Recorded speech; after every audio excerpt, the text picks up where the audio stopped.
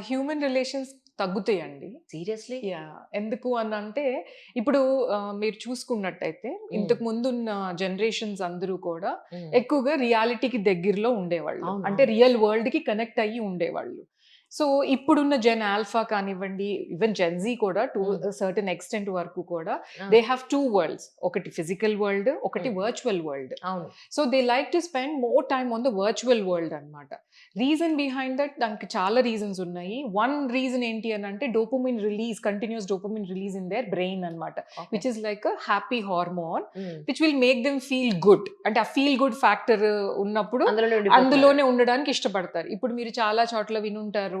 AI friends అని చెప్పి, అంటే ఆర్టిఫిషియల్ ఇంటెలిజెంట్ ఫ్రెండ్ అని, లేకపోతే ఆర్టిఫిషియల్ ఇంటెలిజెంట్ బడ్డీ అని చెప్పి వాళ్ళకి ఆన్‌లైన్‌లో అండ్ అంటే ఇంక మనుషులతో మాట్లాడరేమో వీళ్ళు. అంటే ఏఐతోనే ఉంటారేమో అనిపిస్తుంది నాకు. కాంట్రోవర్సీని అవాయిడ్ చేయడానికి అది వాళ్ళకి సేఫ్ ప్లేస్ లాగా అనిపిస్తుంది. అంతే కదా! ఇప్పుడు మనమైతే ఇది తప్పు, ఇది ఒప్పు, ఇది మంచి, ఇది చెడు అని మనం చెప్తాం. అవును. కరెక్ట్ ఏఐ చెప్పదు కదా! మహా అయితే చెప్పొదిలేస్తుంది తప్ప వీళ్ళని తిట్టరు, కొట్టరు, ఏమీ చేయరు. సో, అది వాళ్ళకి నచ్చుతుంది. Oh my God! సో, యాక్చువల్‌గా ఇప్పుడు మీరు అంటే వర్చువల్ వరల్డ్ చూసుకుంటే, వర్చువల్ వరల్డ్‌లో కొన్ని సిటీస్, కంట్రీస్ ఆల్రెడీ బిల్డ్ చేసేసారు. అందుట్లో చాలా మందికి ఆఫీస్‌లున్నాయి. వర్చువల్ వరల్డ్‌లో పెయింటింగ్‌లు చేస్తారు. వర్చువల్ వరల్డ్‌లో పెయింటింగ్ అమ్ముకుంటారు, కొనుక్కుంటారు.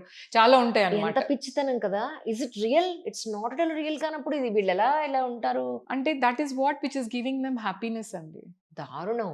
అంటే భయమేస్తుంది నాకు నిజంగా.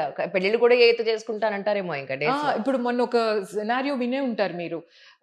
ఒక చైల్డ్ సూసైడ్ చేసుకున్నాడు. ఎందుకు అనంటే తన ఏఐ బడ్డీ చెప్పింది. తన ఏఐ బడ్డీ తోటి రోజు మాట్లాడుకుంటా ఉంటే కన్వర్జేషన్స్ ఇంటికొచ్చేసరికి ఏమైపోతుంది పిల్లలకి పేరెంట్ టైమ్ ఇవ్వలేకపోతున్నారు వాళ్ళ బిజీ స్కెడ్యూల్ తోటి. సో, వాళ్ళేదైనా మాట్లాడుకోవాలి, ఏదైనా మాట్లాడాలి అని అంటే కూడా వాళ్ళకి ఎవరు ఉండట్లేదు ఇంట్లో. సో, దాంతోటి వాళ్ళేం జేస్తున్నారు, ఈ ఏఐ బడ్డీస్‌ని ఎక్కువగా అప్రోచ్ అవుతున్నారు. హ్మ్. సో, ఒక స్టేజొచ్చేసరికి కిడ్ ఏమని అడిగాడు అనంటే, "నేను నిన్ను కలవాలి అంటే ఏం చెయ్యాలి?" అని అడిగాడు. "You should let go of your life" అనింది. అంతే. సూసైడ్ చేసేసుకున్నాడు. థింకింగ్ దట్ నేను చచ్చిపోతే ఏఐ బడ్డీతోటి కలిసిపోవచ్చు అని అనుకునే ఆ child. Oh my God! How stupidity really. అంటే వాళ్ళకి రియాలిటీ అనేది తెలియట్లేదు. చాలా అంటే reality is very tough for them and very strange for them. ఇక్కడొక మేజర్ పాయింట్ మనం ఒకటి ఖచ్చితంగా మాట్లాడాలండి. ఓకే. ఈ రోజుల్లో ఇద్దరూ పని చేయంది ఇల్లు గడవని మాట వాస్తవమే అయినా కూడా, అమ్మ ఎస్పెషల్లీ అమ్మ పిల్లల్ని వదిలి వెళ్ళడం అనేది ఇక్కడ మళ్ళీ it's a major responsibility on mother. It's major responsibility of both the both parents. The parents. కానీ ఇప్పుడు మనకి వాళ్ళు ఉద్యోగం మానేసి ఇంట్లో ఉండమంటే ఉండరుగా. ఎవ్వరు ఉద్యోగాలు మానేయాల్సిన అవసరం లేదండి. ఎగ్జాక్ట్‌లీ. ఇద్దరు వీళ్ళైనా వర్క్ చేసుకోవచ్చు. చేసుకోవచ్చు. కాకపోతే ఆ! పిల్లలొచ్చే టైంకి ఒక్కళ్ళన్నా అల్టిమేట్‌గా ఇంట్లో మనమే ఉండాల్సిన పరిస్థితులొస్తాయి. అలా అని కూడా కాదు. ఆ! ఎందుకంటే నేను వర్కింగ్. ఆ! My husband is working. నాకు పిల్లలు పుట్టినప్పుడు మేము లండన్‌లో ఉండేవాళ్ళం. ఓకే. సో, మేమెలా హ్యాండిల్ చేసుకునేవాళ్ళం అనంటే, మార్నింగ్ ఒకళ్ళు ఎర్లీగా వర్క్ స్టార్ట్ చేస్తే, హ్మ్. సాయంత్రం ఒకళ్ళు ఎర్లీగా వర్క్ ఫినిష్ అది చేసేస్తారు. మీరు విదేశాల్లో ఉన్నారు కాబట్టి, ఇక్కడ మన పరిస్థితి చెప్పండి. ఇక్కడ మన పరిస్థితి ఆ! వీటిలకన్నిటికి కూడా చాలా అటాచ్డ్ ఉంటాయండి. అవును. ఇప్పుడు అవును. అక్కడ మా పనులు మేమే చేసుకునేవాళ్ళం. So, over exactly. టైములు మేము చేసేవాళ్ళం కాదు. కరెక్ట్. కంపల్సరీగా టైంకి ఇంటికొచ్చేసేసి పిల్లల్ని ఎవరు పిక్ చేసుకోవడానికి ఉండరు కాబట్టి, మేమే ఎళ్లి స్కూల్‌లో నుంచి పిల్లల్ని పిక్ చేసుకొని, ఇంటికి తెచ్చుకొని, హ్మ్. వాళ్ళకి కావాల్సినయన్నీ వండి పెట్టుకొని, పిల్లలతోటి ఆ వంట చేసుకుంటూ ఉండేటప్పుడు, లేకపోతే వాళ్ళు ఏం జరిగింది స్కూల్‌లో, వాట్ మేడ్ దెమ్ హ్యాపీ ఇలాంటియన్నీ మాట్లాడుతూ పిల్లలతో ఎక్కువ టైమ్ స్పెండ్ చేయగలిగేవాళ్ళం. హ్మ్. ఇప్పుడు మనకి ఇండియాలో ఏమవుతుంది, ఇంట్లో పని చేయడానికి పని మనుషులుంటారు. అవును. డ్రైవర్లుంటారు స్కూళ్ళ నుంచి పిల్లల్ని ఇంటికి తీసుకురాటానికి. ఇంట్లో ఇంకా కావాలనుకుంటే ఫ్యామిలీ మెంబర్స్ ఎవరో ఒకళ్ళొచ్చి అమ్మమ్మలో, నాయనమ్మలో వచ్చి ఉండమంటే వాళ్ళు ఉంటారు. అవును. ఎందుకు అవును. అనంటే వీళ్ళు వర్క్ చేస్తున్నారు కాబట్టి అని చెప్పి. సో, ఆ రీజన్స్ తోటి చాలా మంది ఏంటి అనంటే, వాళ్ళున్నారు కదా! వాళ్ళు చేస్తారు కదా! అన్నట్టుగానే పనులన్నీ వేరే వాళ్ళకి డిస్ట్రిబ్యూట్ చేసేసినప్పుడు కరెక్ట్. ఆహ్, సో, వీళ్ళ ఫోకస్ తగ్గిపోతా ఉంటుంది. కరెక్ట్. కరెక్ట్. కరెక్ట్. ఇంత హెల్ప్ ఉండిన తర్వాత గూడా పిల్లలతోటి టైమ్ ఎందుకు స్పెండ్ చేయట్లేదనుకుంటున్నారు మీరు? అవును కదా!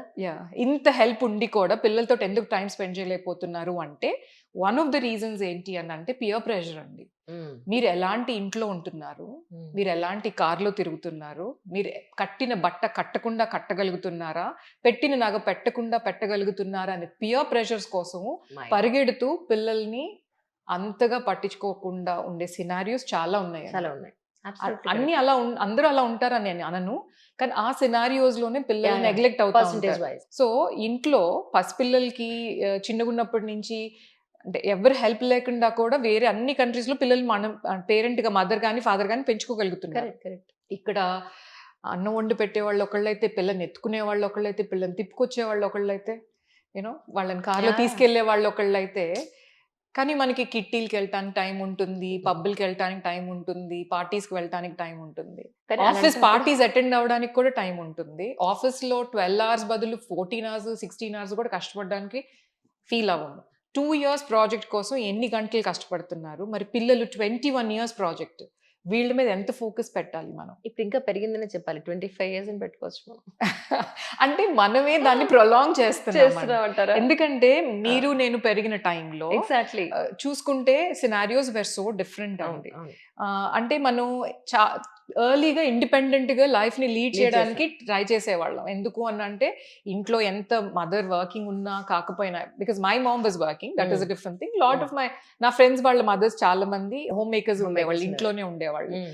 అయినా కూడా ఏంటి అని అంటే పిల్లలకి ఇండిపెండెంట్ గా వాళ్ళ కుకింగ్ వాళ్ళు నేర్చుకునేటట్టు, లేకపోతే వాళ్ళ బట్టలు వాడు మడత పెట్టుకునేటట్టు, Yeah. వాళ్ళ బట్టలు వాళ్ళు అయర్న్ చేసుకునేటట్టు, ఇలాంటి కొన్ని లైఫ్ స్కిల్స్ అనేవి మనకి ముందే వచ్చేసేవి. అవును, సో అవును. నిజంగా పెళ్లి అయిన తర్వాత ఇవి ఒక డిఫికల్ట్ టాస్క్ లాగా అనిపించేవి కాదు. Correct. కానీ ఈ రోజుల్లో అంటే ఇంకా అప్పుడులో కూడా ఎంతసేపటికి చదువుకున్నామా లేకపోతే కెరియర్ ఓరియంటెడ్ గా ఉన్నామా అనే కాన్సన్ట్రేషన్ ఎక్కువగా ఉండేది. పెట్టినప్పుడు ఎందుకంటే ఈ డివోషన్స్ లేవు మనకి. హా, చాలా డైవర్షన్స్ ఉన్నాయి ఇప్పుడు. ఇప్పుడు ఏంటి అని అంటే లైఫ్ స్కిల్స్ అనే వాటి మీద చాలా తగ్గిపోయింది కాన్సన్ట్రేషన్. ఎంతసేపటి కెరియర్ ఫోకస్డ్ గా చూసుకుంటున్నాం కానీ లైఫ్ స్కిల్ అనేది బిల్డ్ చేసుకోకపోతే చిన్నప్పటి నుంచి వంట చేయని వాళ్ళు ఒక 25 ఇయర్స్ తర్వాత వంట చేయండి అని అంటే వాళ్ళకి ఎంతో కష్టంగా ఉంటుంది. అదే కదా, నేను Yeah. ఇంట్లో మా పిల్లలకి అదే చెప్తే, అప్పుడు చేసుకుంటాం ఇప్పుడు అవసరం లేదు కదా ఎందుకు చెప్తూనే ఉంటారు. అలవాటు సడన్ గా ఒకటి మనం అలవాటు చేసుకోవాలంటే మన బాడీ అండ్ మైండ్ యాక్సెప్ట్ చేయదమ్మా. ఇప్పటి నుంచి అలవాటు అయితేనే అని అంటే అబ్బా నువ్వు ఆ థాట్ ప్రాసెస్ నుంచి బయటికి రావా.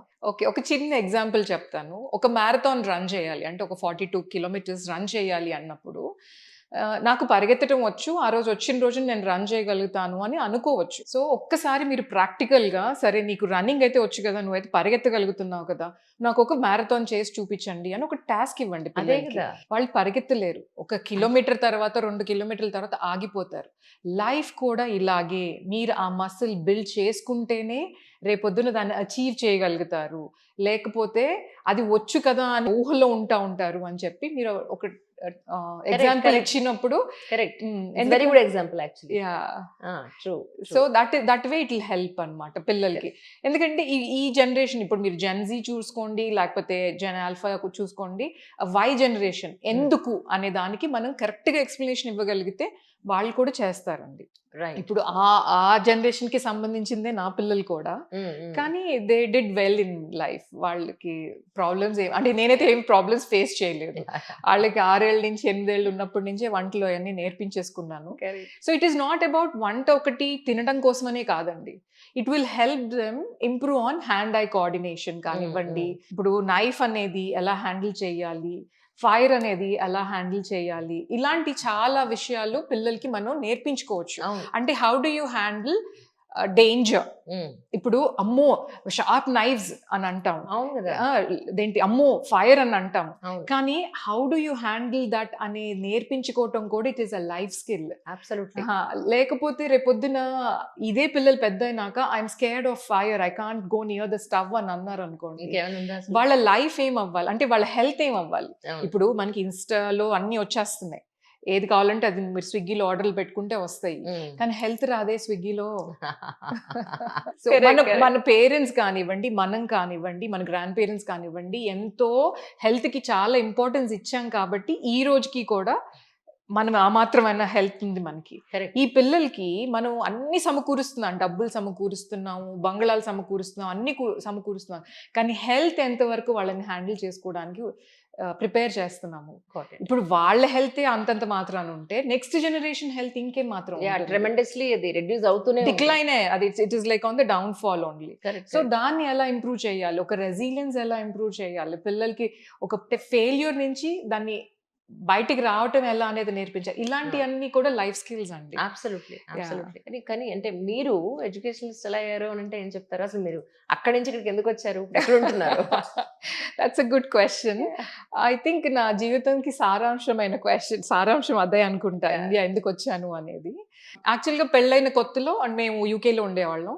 అయితే పిల్లలెప్పుడు అని ఒక క్వెషన్ అడిగినప్పుడు దానికి నా దగ్గర ఆన్సర్ లేదు. ఎందుకంటే నాకు ఏ కాలేజ్‌లో కూడా, ఏ సబ్జెక్ట్‌లో కూడా పిల్లల్ని ఇలా పెంచాలి ఎక్కడా లేదు. ఎక్కడా లేదు. అవును. ఈవెన్ ఎంబీఏలు చదవండి, పీహెచ్‌డీలు చేయండి, ఎక్కడా కూడా పిల్లల్ని ఎలా పెంచాలి అనే ఇన్ఫర్మేషన్ ఉండదు ఎక్కడా కూడా. సో, నాకు ఆ భయం కొద్దీ ఏం చేశాను అనంటే చైల్డ్ సైకాలజీ చదువుకొని, పేరెంటింగ్ క్లాసెస్‌కి వెళ్ళి, స్కూల్స్‌కి వెళ్ళి, అక్కడ టీచింగ్‌లో వర్క్ చేసి, ఆ తర్వాత ఐ టుక్ దట్ కాల్ అనమాట.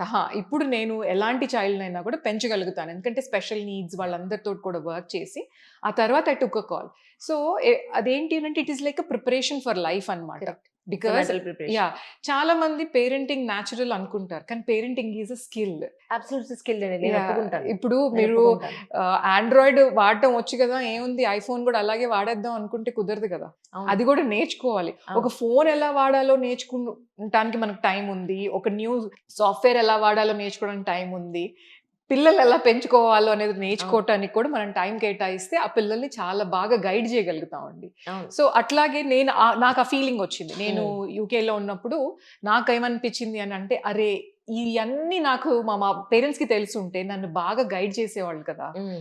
మా టీచర్స్‌కి కూడా తెలిసుంటే ఈ పిల్లల్ని ఇలా ఆపర్చునిటీస్ ఇంకా నాకు బెటర్‌గా ఉండేవి కదా! అని నాకు అనిపించి, సరే I want to give it back to my country అని చెప్పి ఇండియా వచ్చేసానండి. ఓకే. సో, ఇండియా వచ్చినప్పుడు ఒక చిన్న కిండర్ గార్డెన్ స్టార్ట్ చేశాను. ఓకే. సో, అంచెలంచెలుగా మా పేరెంట్స్‌ని మెచ్చుకోవాలి. మా స్కూల్‌కొచ్చిన పిల్లలు వాళ్ళ పేరెంట్స్.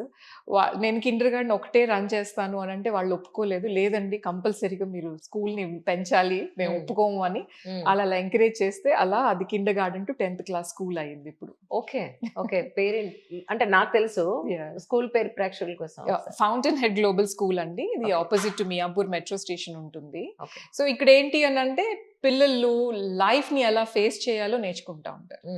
బికాజ్ మార్క్స్‌కి అతీతంగా అదేంటి లైఫ్ స్కిల్స్‌కి ఎక్కువ ఇంపార్టెన్స్ ఇస్తూ, లీడర్‌షిప్ క్వాలిటీస్ పెంచుకుంటూ, నాకేమని అంటే పిల్లలకి నేనేం నేర్పిస్తాను అనంటే ఫస్ట్ ఒక చిన్న ఎగ్జాంపుల్ ఇవ్వాలి అనంటే వరల్డ్స్ రిచెస్ట్ పర్సన్ ఎవరు? Who can solve the biggest problem in the world right now. Right. So, పిల్లలకి మనం ఏమని చెప్తాం? ఇప్పుడు నేను చాలా మంది పిల్లల్ని అడిగినప్పుడు పెద్దయినాక ఏమో అవును. What is your goal or ఆహా. ఏమని అడిగితే నేను చాలా డబ్బులు సంపాదించాలి అని అంటారు పిల్లలు.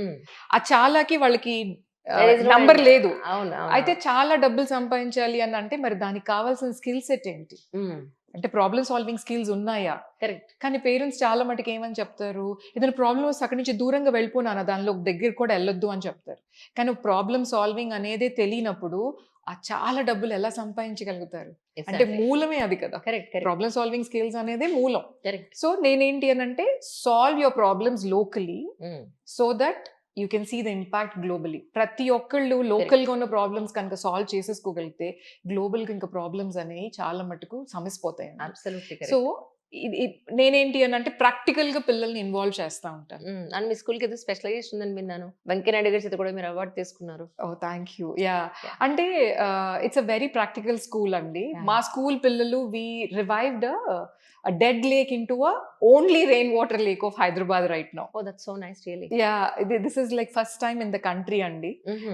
ఇలా అంటే ఒక అర్బన్ సిటీలో చచ్చిపోయిన లేక్‌ని మళ్ళీ దాన్ని రివైవ్ చేసి రిజ్యూవనేట్ చేయటం అనేది అది పిల్లలు ఎవ్రీ స్టెప్‌లో ఇన్వాల్వ్ అయ్యి చేయటం అనేది ఫస్ట్ టైం. సో, మేము ఆ లేక్ రివైవ్ చేయక ముందు అబౌట్ 54.4% ఆ ఏరియాలో చాలా మందికి డెంగ్యూ అండ్ మలేరియా ఫీవర్స్ ఉండినియి. ఓకే. మేము ఒక సర్వే చేయించాము.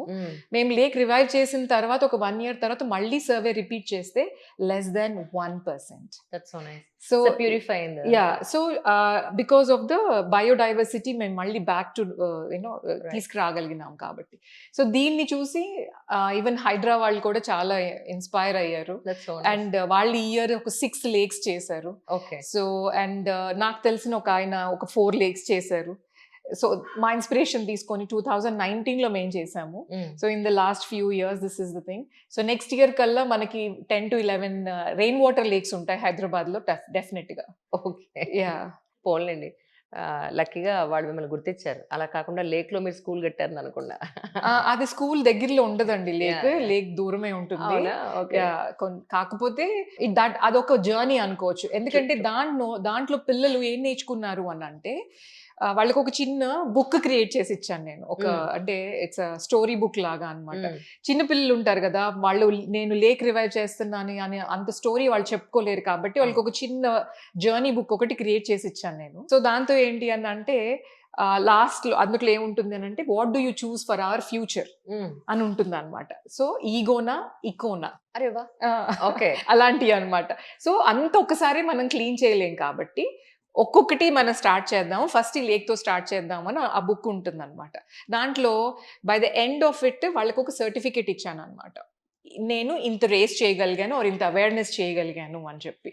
సో నేనేమని చెప్పానంటే ఇది కీప్ లాగా, అంటే keep this book for your self. Right. ఎందుకంటే మీరు ఫస్ట్ క్లాస్లో ఉండొచ్చు, థర్డ్ క్లాస్లో ఉండొచ్చు, ఇప్పుడు 7th క్లాస్లో ఉండొచ్చు. కానీ లైఫ్లో ఎప్పుడైనా ఏదైనా టఫ్ సిచ్యువేషన్ వచ్చినప్పుడు రిమెంబర్ ఈ బుక్ ఒక్కసారి ఓపెన్ చేసుకొని చూసుకుంటే, అరే నేను ఫస్ట్ క్లాస్లో ఉన్నప్పుడే అంత పెద్ద లేక్ రివైవ్ Exactly. చేయగలిగాను, Yeah. ఈ చిన్నది నన్ను భయపెట్టిందా అని చెప్పి ఆ కాన్ఫిడెన్స్ బిల్డ్ చేసుకోవడానికి ఈ బుక్ ఉపయోగపడుతుంది That's అని amazing, చెప్పి. really.